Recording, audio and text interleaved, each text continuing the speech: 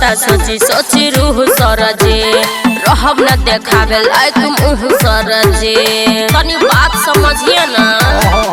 डर जाता सोची सोची रूह सरजे रहब न देखावे लायक मुँह सरजे।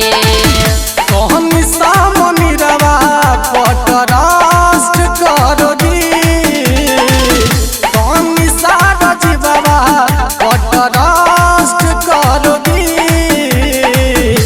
हे बहबी कहनी सजादी थोड़ा कष्ट करोगी माई क्रिया में रिक में फर्स्ट करोगी हे बहबी इधर उधर जादी एडजस्ट करोगी राम कसम में रिक में फर्स्ट करोगी समझी।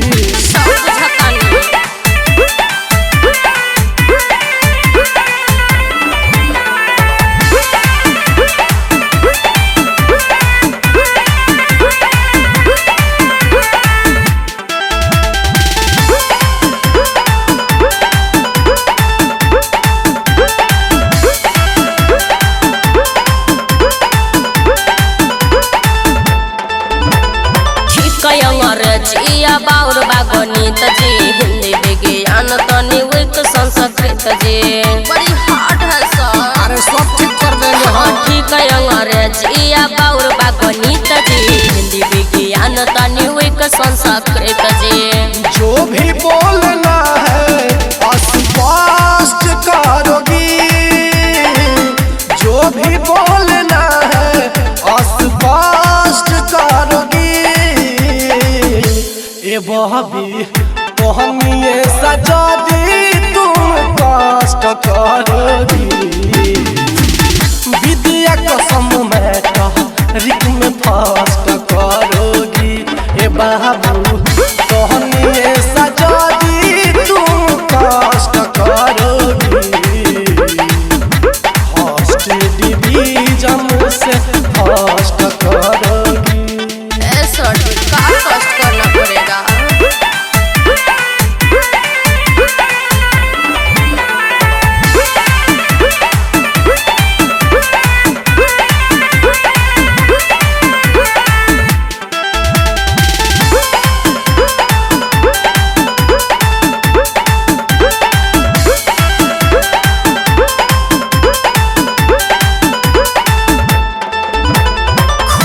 बताइए जो बोलने का मन है बच्चू बिहार जो बोलिए गार्डन है क्लियर बताइए ना सर। धीरज रखो बच्ची। हाँ खुल के बताइए जो बोलने का मन है अजीत अर्जुन जो बोलिए गार्डन है।